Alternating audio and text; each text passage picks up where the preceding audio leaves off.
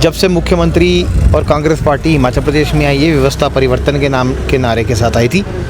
और व्यवस्था परिवर्तन में सबसे बड़ा नारा ही इनका ये है कि यहाँ पर जो है व्यवस्था का पतन कर दिया जाए। जिस तरह ये आईएएस और इनके एचएएस और बाकी आईपीएस के काडर की कटौती की बात कर रहे हैं, पहले एक बारी कैंची चलाने का प्रयास कर चुके हैं और दूसरी बारी फिर करने का काम कर रहे हैं।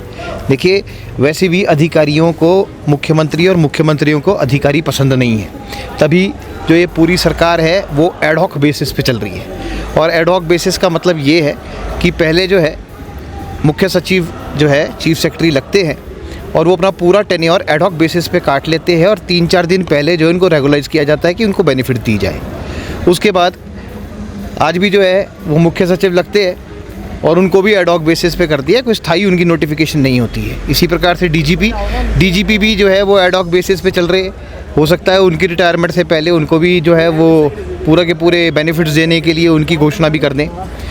पर कुल मिला के देखा जाए तो केवल मात्र अफसरों के ऊपर दबाव बढ़ाया जा रहा है। कानून व्यवस्था ध्वस्त है। पूरे हिमाचल प्रदेश के अंदर जो है वो कानून व्यवस्था जो है आप देखेंगे कि हर जगह गोलियां चल रही है, मर्डर हो रहे हैं, बलात्कार हो रहे हैं, किडनैपिंग हो रही है, इसके मामले बढ़ते जा रहे हैं। और इनको लगी है कि हम अफसरों को के ऊपर जो है वो कटौती करने का मांग कर रहे हैं।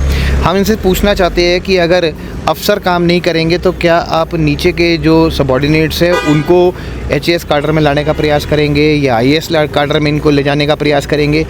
और हम इनसे ये भी मांग करते हैं कि आपका अगर बार बार कहते हैं कि पोस्टें डबल है या एक पोस्ट के अतिरिक्त एक और पोस्ट है जो सेम काम लिया जा रहा है, उसकी सूची लाइए, सार्वजनिक करिए और उसमें प्रूव करिए कि भाई साहब ये वाली पोस्ट गलत है, आप उसको कैंसिल कीजिए।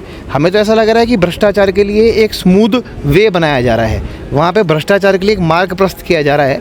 क्योंकि जितना एक आईएएस और एचएएस लग के भ्रष्टाचार को रोकने का प्रयास करेगा, वहीं दूसरे कर्मचारी सरकार के दबाव में भ्रष्टाचार को बढ़ावा देने का प्रयास करेंगे। तो केवल मार्का मेरे ख्याल से इनका कलेक्शन बढ़ाने का एक माध्यम ये हो सकता है। इसके ऊपर मुख्यमंत्री जी आपको पुनर्विचार करना चाहिए, हमारा ऐसा मानना है। देखिए, जो आपका एक कॉन्स्टिट्यूशन और एक फेडरल सिस्टम, दोनों के साथ खिलवाड़ अच्छा नहीं है। अगर इन दोनों के साथ खिलवाड़ हो तो उसके रेपरकशंस बहुत खतरनाक दिखाई देते हैं। इसलिए लगातार इसके साथ जो है न्यूनतम रूप से जो है आपको मॉडिफिकेशंस ऑल्टरेशंस करनी चाहिए। ये पुरानी व्यवस्थाएं हैं, पुरानी व्यवस्थाएं जैसे चल रही है वो स्थायी है। जो बुज़ुर्गों के टाइम से चली आ रही है वो अब आप पतन करने का प्रयास कर रहे हैं, क्योंकि आपको अपने आप को सशक्त करना है, प्रदेश को नहीं।